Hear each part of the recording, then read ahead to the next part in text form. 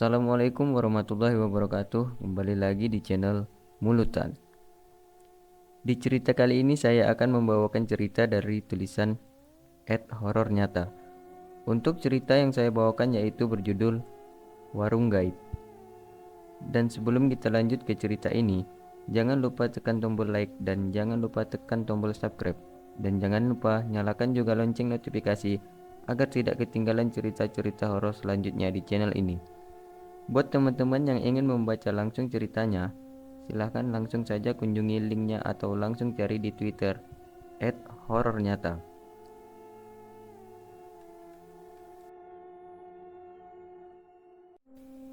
Assalamualaikum warahmatullahi wabarakatuh. Waktu itu saya masih tinggal di Secang, Magelang. Kami sekeluarga akan pergi ke Jakarta menggunakan kendaraan pribadi. Sejak pagi, saya dan keluarga sudah sibuk prepare dan packing. Kami sekeluarga berniat akan berlibur sekaligus silaturahmi ke saudara di Jakarta. Kami berniat berangkat dari Magelang sore hari, jadi perjalanan akan lebih santai. Dan Bapak bermaksud menghindari keramaian dengan tidak melakukan perjalanan jarak jauh di siang hari. Dan berangkatlah kami sekeluarga dari Magelang kira-kira jam 4 sore. Rute yang kami ambil melalui jalur utara. Selama perjalanan, kami tidak memiliki firasat buruk apapun. Dan perjalanan panjang pun dimulai. Tak terasa, hari sudah mulai gelap dan azan maghrib sudah berkumandang. Kami memutuskan untuk istirahat sejenak di masjid sekaligus menunaikan sholat maghrib. Setelah sholat maghrib, kami pun melanjutkan perjalanan. Semakin jauh kami melaju, malam semakin larut menemani perjalanan. Yang semula di awal perjalanan suasana di dalam mobil begitu ramai dan penuh canda tawa. Saya dan kedua adik saya kini berubah perlahan menjadi sepi. Mungkin karena ibu dan kedua adik saya sudah tertidur lelap, dan yang masih terjaga saat itu hanya saya dan bapak. Jam menunjukkan pukul 10 malam. Kami sudah memasuki area alas roban. Jalanan berliku di tengah hutan dan tanah alas, jauh dari hiruk-pikuk kehidupan kota. Di sini suasana sudah mulai mencekam. Bapak mengurangi laju kecepatan mobil karena kondisi jalan yang gelap berliku, penuh tanjakan dan turunan. Yang kiri dan kanannya jurang. Saya dan Bapak merasa ada hal yang ganjil dan aneh. Sejak kami memasuki area alas roban, kami tidak berpapasan dengan kendaraan lain, seperti bus antar provinsi atau kendaraan lainnya. Padahal jalur ini termasuk rute yang sering digunakan untuk menuju kota Tegal. Setelah melaju beberapa saat, tiba-tiba brak! Astagfirullah! Mobil yang kami naiki menabrak sesuatu di tengah jalan. Bapak langsung menepikan mobil ke pinggir jalan dan mengambil senter yang ada di dashboard. Saya dan Bapak kemudian turun dari mobil untuk melihat apa yang terjadi. Ibu dan kedua adik saya yang terbangun mendengar suara benturan tadi langsung panik dan mau keluar dari mobil. Namun Bapak melarangnya dan menyuruh mereka agar tetap di dalam. Kemudian saya bergegas memeriksa bagian depan mobil dan Bapak memeriksa bagian bawah sampai belakang mobil. Saya benar-benar yakin benturan sekeras tadi seharusnya bisa membuat bumper mobil penyok atau memecahkan lampu kabut mobil. Namun setelah saya periksa dengan seksama, tidak ada satupun goresan di bagian depan mobil. Bahkan debu dan sedikit lumpur yang menempel pada bumper mobil pun masih utuh tak tersentuh. Jujur, saya kaget dan heran. Lalu Bapak yang memeriksa bagian bawah sampai belakang mobil juga tidak menemukan benda yang kami tabrak. Kemudian saya memanggil Bapak agar ikut memeriksa bagian depan mobil. Mungkin dengan mencari berdua bisa ditemukan kerusakan mobil akibat benturan keras tadi. Kami sudah memeriksa beberapa kali setiap sudut bagian depan mobil. Tidak ada satupun bekas benturan. Lalu apakah yang kami tabrak tadi? Karena kami merasa tidak ada yang beres, saya dan Bapak lekas masuk ke dalam mobil untuk melanjutkan perjalanan. Kedua adikku langsung pindah posisi duduk. Yang semula duduk di kursi paling belakang, sekarang pindah ke kursi tengah bersama ibu. Dan saya duduk di kursi depan menemani Bapak. Kami pun terus melaju di kegelapan malam alas roban. Jam menunjukkan pukul 12 malam. Kedua adikku sudah tertidur lagi. Yang terjaga kali ini saya, bapak dan ibu. Tidak lama kemudian hujan mulai turun. Hujannya hanya rintik-rintik, namun cukup mengganggu pandangan. Sampai bapak harus membunyikan klakson di setiap akan memasuki tikungan yang tajam.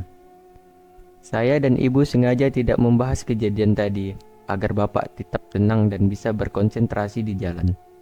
Lalu dari kejauhan terlihat ada sepercik cahaya neon. Alhamdulillah, sudah terlihat pemukiman, pikir saya. Setelah semakin dekat, ternyata itu sebuah warung makan pecel lele kecil tepat di sudut tikungan di bawah pohon. Untuk menenangkan suasana, kami memutuskan untuk singgah sejenak. Saya dan keluarga pun turun dari mobil. Entah karena mengantuk atau ceroboh, kaki saya terbentuk pasak penanda kilometer area. Tertulis di situ KM 15. Saya dan keluarga masuk ke dalam warung tersebut. Penjualnya menyambut kami ramah dengan logat khas Pekalongan. Kami memesan makanan dan minuman panas. Iseng-iseng saya bertanya, "Kok jam segini masih buka, Pak? Bapak jualannya sendirian?" Penjual itu menjawab, "Iya, Mas. Ini sudah mau tutup kok." Masnya datang. "Saya jualan sama istri saya." "Itu istri saya, Mas," ucapnya sambil menunjuk ke arah pintu.